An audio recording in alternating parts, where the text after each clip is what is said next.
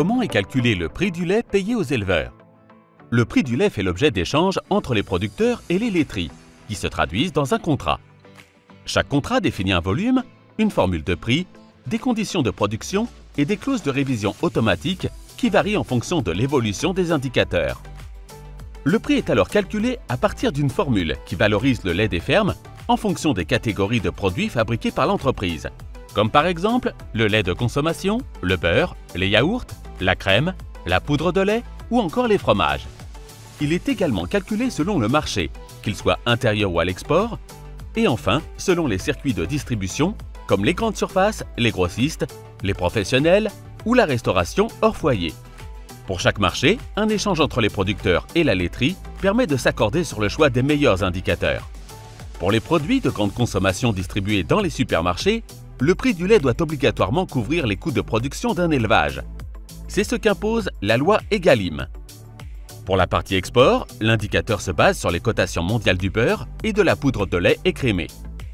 Le prix du lait issu de cette formule correspond au prix de base négocié entre les éleveurs et les laiteries.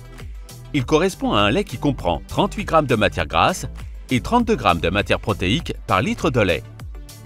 Dans la réalité, le lait est plus riche en matière grasse et en matière protéique.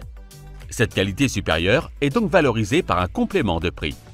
D'autres primes sont également liées à des démarches de filière ou à des incitations propres à chaque acteur, comme par exemple les pâturages ou le non-OGM. Une fois l'ensemble des primes calculées et ajoutées au prix de base, on parle de prix du lait payé, toutes primes comprises et toutes qualités confondues. On communique souvent sur le prix de base, alors qu'en réalité, le prix global payé aux éleveurs est de ce fait plus élevé. Un exemple concret? Si le prix de base est de 430 € les 1000 litres, le prix payé peut s'élever à 460 € lorsque l'on y ajoute les primes. Ce niveau de prix payé à l'éleveur permet de couvrir l'ensemble des charges d'un élevage et de rémunérer l'éleveur à la hauteur de 2 SMIC par actif exploitant, charges sociales incluses. À noter que le prix de revient moyen des éleveurs, calculé par l'IDEL, fin 2023, était de 444 € les 1000 litres. Voilà, désormais vous savez tout sur le calcul du prix du lait.